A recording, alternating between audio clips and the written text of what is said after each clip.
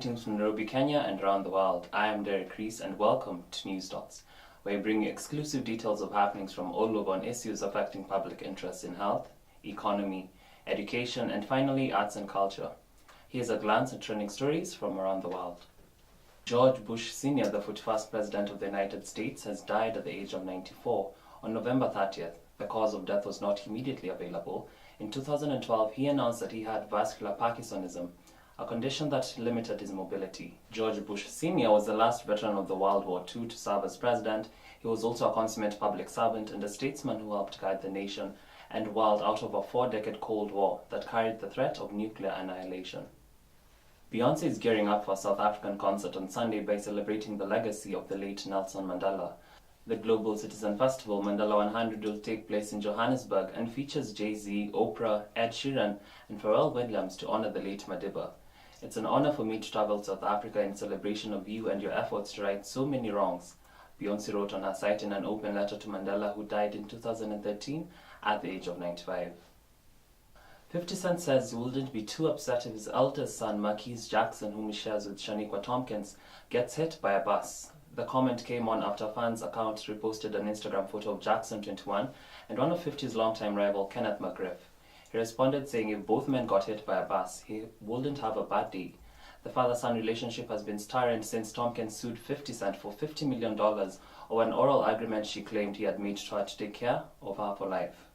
Right, amongst the 3 top global stories making headlines today, we will be diving into one major global story on father-son relationships in our society today in Kenya.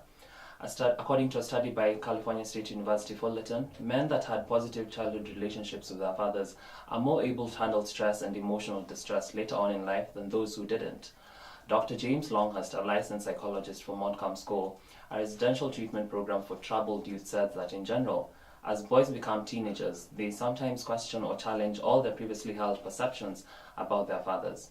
It is said contributing biologically to the conception of a child doesn't necessarily make a man into a father. In South Africa, for example, there exists a strong conception of a social father, an ascribed as opposed to an attained status. To quote Archie Watham, it seems dads often feel they have to control their children. Question of the day is, do you think fathers get angry because they can't seem to control their sons, hence end up falling apart? The Twitter handle is @news_dots and D_Reece. We shall highlight some of your comments during the feature. Right, it's time to check some of your tweets on Twitter. @Tom_Guitar says, I feel like fathers today try to mold us young men to be like them, yet everyone isn't necessarily a reflection of them or would want to be in future, hence the rift in the relationship. Well, before moving on, Joy Muturi, one of our correspondents, is joining us live and she'll give us more depth onto this matter.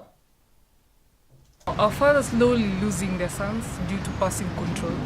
Psychologists who specialize in areas agree that father-son relationship is one of the most complex in a man's life, and that is its relationship that can affect all others.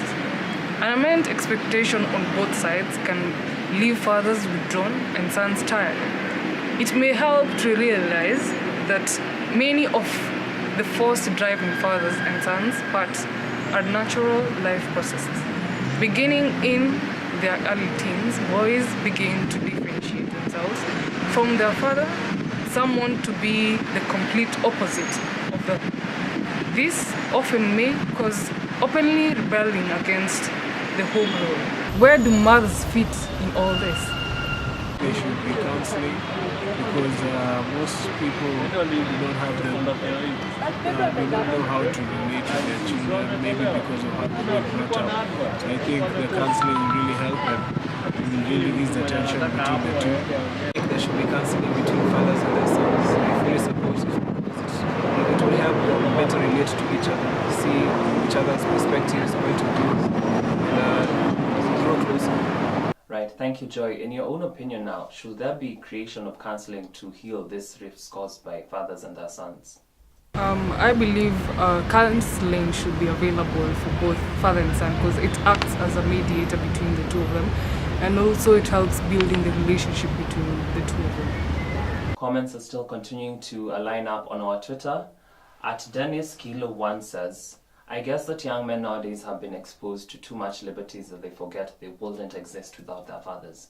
Respect is key, very, very key.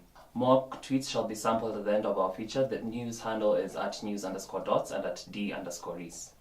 Thank you for keeping it News Dots. It's time for our feature today, and joining us today is Douglas Egon, a young father and fitness guru, Roberto Mondi, an erotic blogger and media personality, and Alois Lavan, a public relations student. Thank you all for joining News Dots. Let me start off with you, Mr. Yagon. The rising rate at which sons are disagreeing with their fathers is causing a rift, hence affecting the family as a whole. Why do you think most fathers don't get along with their sons? Thank you, Derrick. From my view, the main reason I see why fathers don't get well with their sons is because of the upbringing they objected to their sons. In that, the moment you get a son, you should be by their side till they grow to an age where they're able to move out from your household. In that, you should be always knowing of his behavior, of his character, of his doings, day-to-day doings. And so a father should be connected in and out with his son, because a father molds his son towards in a way that he likes, and hence the upbringing of a son will determine his behavior. What about the measures they use in parenting? Do you think sons should always model their fathers? Parents should try to desist from using old methods, so to say.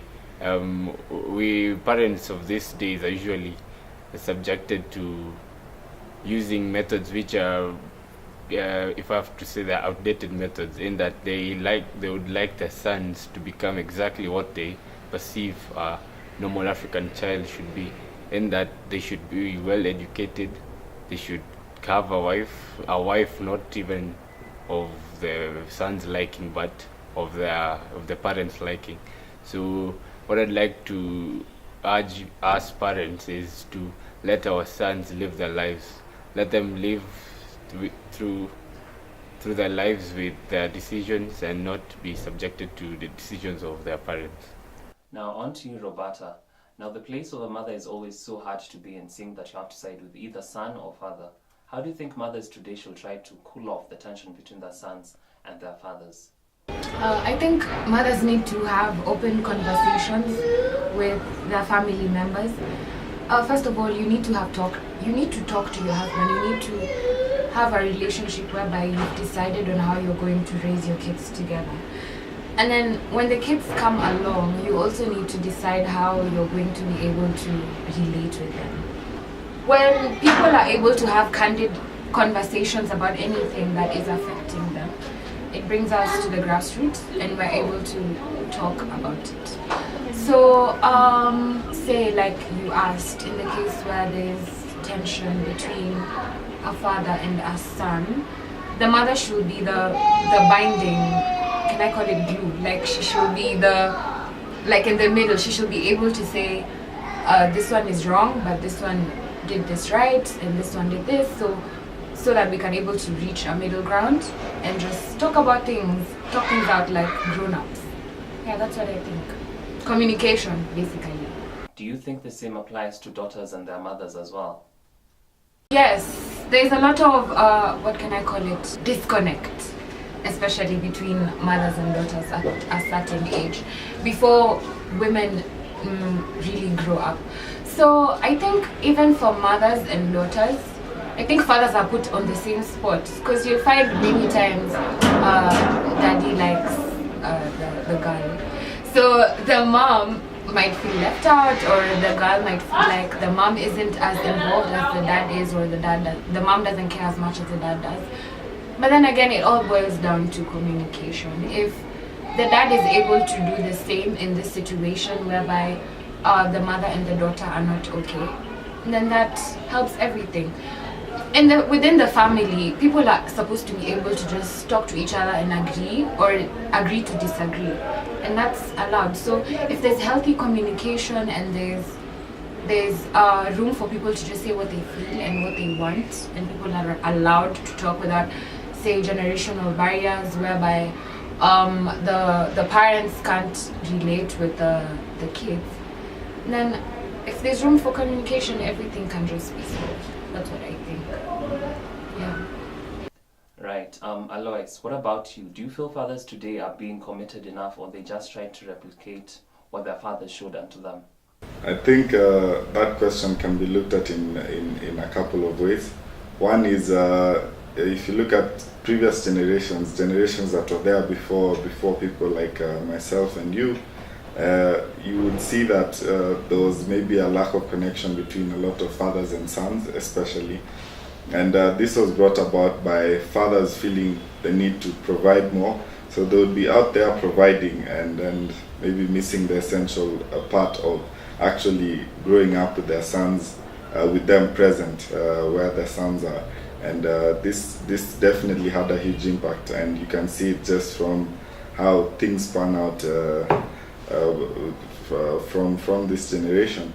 But we can see a definite deliberate attempt more and more now about the people who are fathers currently raising young boys, trying to be as involved as possible in their sons' lives and also in their daughters' lives, just through they're learning that it's not just about providing in terms of monetary and in terms of providing everything, but it's also important that they are present with their kids, just so that they can be able to grow with them and instill the values that they would want to instill in them, rather than allowing others to raise their kids for them. So, in your own words, what would you recommend?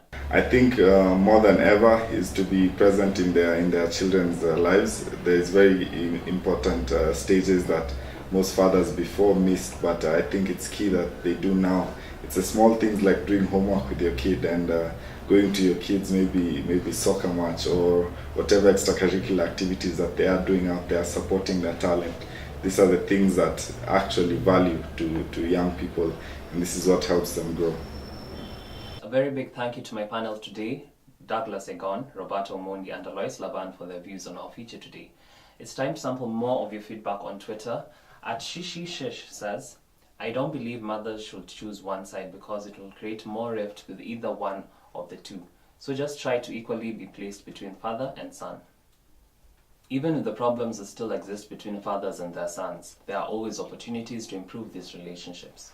By sharing in activities or even simply spending time together, fathers and sons can learn to overcome their differences. It may take time, but father-son relationships do not always have to be on bad terms. A boy goes from wanting to just be like his father to wanting to be his own person.